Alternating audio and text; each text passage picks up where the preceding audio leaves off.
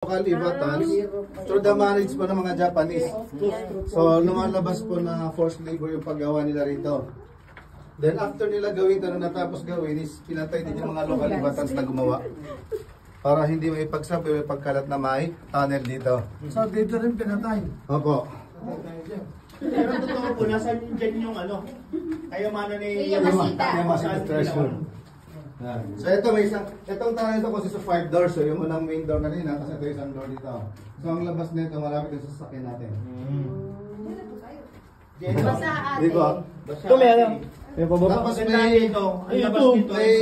may dalawa pang door sa baba nito. May dalawang door pala. Ang labas nito is yung ano, gubat po. Gubat, dalawang door pa dyan. Then doon din makikita yung parang storage room for ammunition.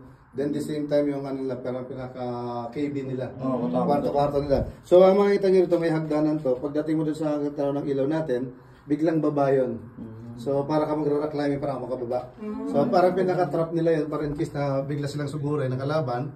Kung akala nila diretso, pero malalaglag sila ron.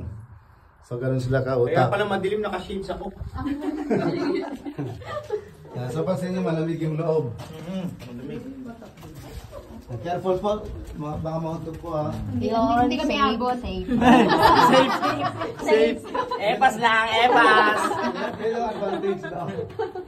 Safe na safe si Maria. Hello sir. Yan naman hindi nakaimik si Kuya Chris. Ha? Doon ka naman hindi nakaimik. Eh ulo mo lang sasayad. Bunker to ah. Bunker ba to? Ito yung isang door niya na ito lawasan din. So napansin niyo sementado siya. As is pa rin to during Japanese time pa rin to. So nakita niyo silipin niya, ito yung mga, ito kasi ibabarado na. So ito yung parang pinaka, ito yung butas mo. Nilalabas na ano yung telescope. Ito yung anuhan para sa hangin. Okay. Air vent. Ito yung Air vent. Ang lamig no. Silipin niyo gano'ng kakapal yung semento niya. Ganyan talaga yan? Sobrang kapal kasi ito yung unang-unang sinecure nila yung mga entrance. Para in case na bombahin sila or magaling doon, hindi sila matatrap sa inyo.